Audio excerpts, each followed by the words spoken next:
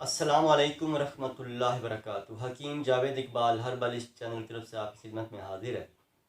आज इस मौजू के ऊपर हमने बात करनी है, वो है चिकन पॉक्स के हवाले से कि अमूमी तौर पे बच्चे जो हैं वो ये इस मर्ज़ के अंदर ज़्यादा मुब्तला होते हैं और माएँ बेचारी बहुत ज़्यादा परेशान होती हैं कि हमारे बच्चे ना कुछ सही खा पी रहे हैं, बल्कि ना हमें सोने दे रहे हैं और डिस्टर्ब करते हैं बहुत ज़्यादा।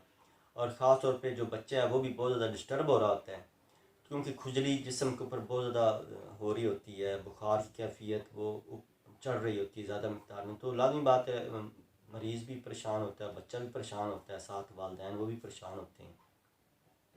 तो इसका आसान इलाज मैं आपके सामने आज इंशाल्लाह गोश गुजार करूँगा इंशाल्लाह। तो वीडियो में मज़ीद आगे जाने से पहले दुरूद पाक नबी मेहरबान हज़रत मोहम्मद मुस्तफ़ा सल्लल्लाहु अलैहि वसल्लम पे मैं भी पढ़ता हूँ, आप भी पढ़ें। अल्लाहुम्मा सल्लि अला मुहम्मदिन अब्दिका व रसूलिका व सल्लि अला जमीइल मोमिनीन वल मोमिनात वल मुस्लिमीन वल मुस्लिमात। जैसा कि आज का मौजू ये चिकन पॉक्स के हवाले से है, तो चिकन पॉक्स बुनियादी तौर पे ये मौसम के अंदर जो है ना, ये ख़ास तौर पे ऐसा मर्ज़ ये बच्चों में पैदा हो जाता है। तो इसके इलाज में परेशान नहीं होना चाहिए। ये लौकड़ा काकड़ा जो होता है, इसके बिल्कुल ये चंद दिनों में मर्ज़ दूर हो जाता है। इसकी मुद्दत होती है 3 दिन, 5 दिन, 7 दिन, 11 दिन। ये इंशाल्लाह पहले इसका उरूज होता है, फिर ये ऐसा ऐसा खुद ब खुद जो है ये जब दाने निकल आते हैं तो ऐसा ऐसा ये ख़त्म होना शुरू हो जाते हैं।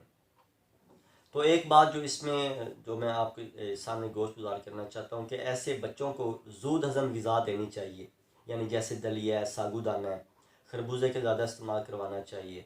और यानी इस नौइयत की जो ग़िज़ाएँ हैं वो आप बच्चों को दे सकते हैं, ऐसे ख़ास तौर पे जिनमें ये दलिया या नरम ग़िज़ा आप बच्चों को दें तो उससे जल्दी फ़ायदा होगा इंशाल्लाह आपको। दूसरे नंबर पे इसमें आपने खाने में क्या करना है, दवाई के तौर पे आपने क्या करना है कि आपने सिर्फ और कोई अंग्रेज़ी दवाई या किसी किस्म की कोई देसी दवाई देने की ज़रूरत नहीं है। आपने क्या करना है कि आपने ख़ास तौर पे इसमें शरबत उनाब जो है, ये शरबत उनाब बच्चे की जिस्मानी हरारत उसको भी कंट्रोल करेगा।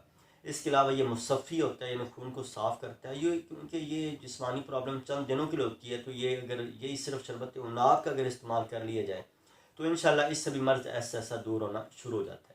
तो आपने क्या करना है, शरबत उनाब जो है ये किसी भी कंपनी का आपने ले लेना है, किसी अच्छी कंपनी का आप लें।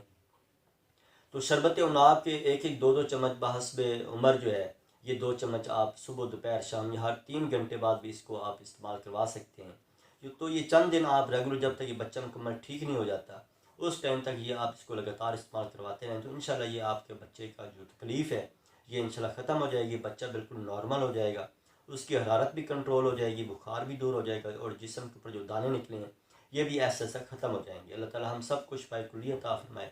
अल्लाह ताला हम सब का हामी नासर हो। अस्सलामु अलैकुम रहमतुल्लाहि व बरकातहू।